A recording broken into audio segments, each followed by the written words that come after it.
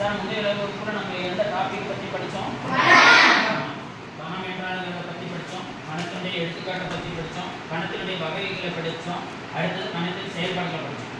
இதை பற்றி நடத்தினதுலேருந்து இன்னொரு தடவை நான் உனக்கு ரிமைண்ட் பண்ணுறேன். ஃபஸ்ட்டு பணம் என்றால் என்னன்னு சொல்லியிருந்தேன். பணம் என்றால் என்ன? எல்லா பொருட்களையும் சிம்பிளாக சொன்னால் எல்லா பொருட்களையும் சேர்த்து ஒரு இடத்துல குளிச்சு வச்சு அதுக்கு பேர் இந்த சாக்கீஸ் எல்லாம் குளிச்சு வச்சிருக்கோம். இது ஒரு பணம், இது சாக்கீஸின் பணம். அதேமாரி ஈரங்களின் கணக்கை பற்றி சொன்னோம். ஈரங்களின் கணக்கை பற்றி எழுத்து என்ன சொல்லியிருந்தோம்? முழு எண்களுக்கு முழுக்களுக்கு முழு எண்களின் கணம், ஈரங்களின் கணம், முழுக்களின் கணம். அதேமாரி நம்ம பள்ளியில் மரங்களின் கணம் சொன்னால் மரங்கள் எண்ணக்கூடிய எண்ணம் முடிஞ்சா அதுக்கு வந்து எத்தனை மரங்கள் இருக்குது. மரங்கிறது ஒரு டெஃபினிஷன் நல்லா வரையறுக்கப்பட்டது, அதனால அது ஒரு கணம். இப்போ கணத்தை பற்றி சொன்னோம். அடுத்து கணத்தின் வகைகளை பற்றி நம்ம நடத்திருந்தோம். கணத்தின் வகையில் தான் ஃபர்ஸ்ட் வெற்று கணம். வெற்று கணம்னா ஒரு கணத்தினுடைய ஆதியன் பூஜ்ஜியமாக இருந்தால் அது ஒரு கணத்தினுடைய ஆதியன் ஒன்றாக இருந்தால் ஒரு கணத்தில் உள்ள அடுத்தது மூணாவது முடிவு கணம். முடிவு கணத்தை பற்றி சொல்லியிருந்தோம். ஒரு கணத்துல எத்தனை உறுப்பு இருக்குன்னு என்ன முடிஞ்சா அந்த கணத்துக்கு இந்த தொட்டியில எத்தனை சைக்கிள்ஸ் என்ன முடியும், என்ன கணம் இது. ஒரு இயலெண்கள் சொன்னா இயலெண்களின் கணக்கை வந்து நம்ம என்ன சொன்னோம்? ஆரம்பிக்கிற நம்பர் ஃபர்ஸ்ட்ல என்ன இருக்கும்? ஆரம்பிச்சு போயிட்டே இருந்தா இது எங்க போய் முடியுது தெரியாது, நமக்கு முடியறது தெரியவே தெரியாது. அப்படின்னா இந்த கணம் முடிவு கணக்கு முடிவான கணக்கு வித்தியாசம் தெரிஞ்சுச்சா? அடுத்தது சமகணம் சமாகணத்தை பற்றி நடத்திருந்தோம். சமகணம் சமாகணத்தை பற்றி சொல்லியிருந்தோம். அடுத்தது கணத்தினுடைய செயல்பாடுகள் இதெல்லாம் நடத்தினது. அடுத்து கணத்தின் செயல்பாடுகளை பற்றி சொல்லியிருந்தோம். ஒன்று கணங்களின் சேர்ப்பு பற்றி நடத்தி ஏ கணத்தையும் பி கணத்தையும் இது எழுதி போட்டு ஏ கணத்தையும் பி கணத்தையும் எது சேர்த்து நடத்திருந்தோம். அடுத்தது ஏபியும் பியும் என்ன பண்ணிருந்தோம்?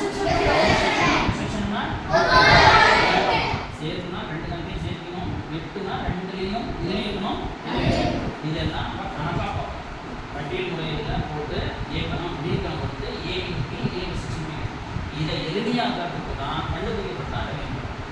இந்த வெண்படம் கண்டுபிடிச்சது வெண்படம் கண்டுபிடிச்சாரு.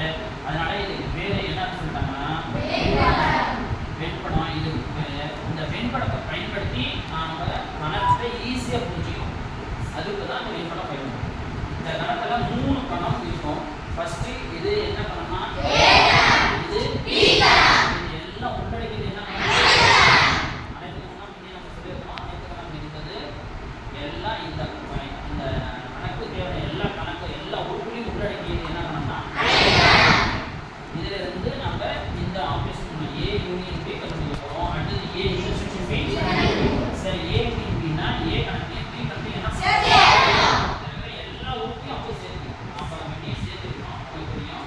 அதே மாதிரி இதுல இந்த ஏ கணம் இது ஏ கணம் இது பி ரெண்டையும் என்ன பண்ணாம சப்போஸ் நம்பர் இங்க கொடுத்துறாங்க, இங்க கொடுத்துறாங்கன்னா இங்க 2 இந்த 4 5 கொடுத்துறாங்கன்னா ஏ பின்னா 3 என்ன பண்ணி அப்படியே இது 4 5 இதே தான் இந்த நமக்கு கல்வி ஒரு வந்து பயன்படுத்தலாம்.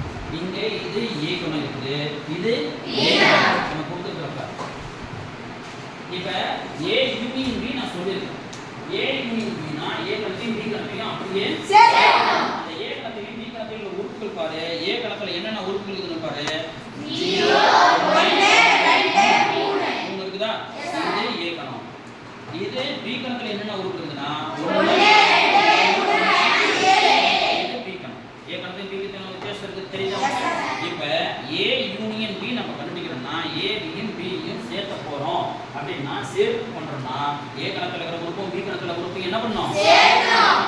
இதுல இருக்கிற உறுப்புகள் நான் எழுதுறேன். ஏ கணத்துல என்ன எழுதுறேன்னா ஏ கணத்துல என்ன உறுப்புன்னு சொல்லி பார்க்கலாம். 0 1 2 3 பி கணத்துல என்ன உறுப்பு இருக்குன்னு பாரு. 1 2 3 5 7 1 2 3 5 7. இப்போ ஏ கணம் பி கணம் டிஃபரன்ஸ் தெரியுதா உங்களுக்கு? ரெண்டையும் சேர்க்கும்போது ரெண்டையும் சேர்த்தோம்னா ஏ யூனியன் பி ரெண்டையும் என்ன பண்ணணும்? அப்படியே சேர்த்தனா ஏல அப்படியே உறுப்பு வந்துடும். அடுத்து பி கணக்கு சேர்க்கும் போது 1 ஒரு தடவை வந்துச்சு, இன்னொரு தடவை எழுதி காட்டக்கூடாது. ஏன்னா ஒரு உறுப்பு ஒரு கணக்குல ஒரு உறுப்பு எத்தனை தடவை வருது? அடுத்து என்ன 2 போடலாம் போடக்கூடாது, 3 போடலாம் போடக்கூடாது, 5 போடலாம் 7 போடலாம்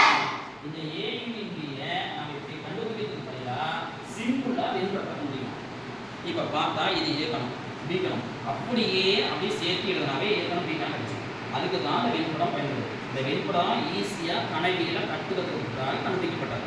இது இந்த படத்தில் பாரு 0 1 2 3 5 7 இது எல்லாம் சேர்த்தனா ஏ யூனிட் கிடைச்சிருமா? கிடைச்சிச்சு நான் சொல்லுறேன். அடுத்தது ரெண்டாவது செயல்பாடு என்னன்னா ஏ இன்டர்செக்ஷன் பி.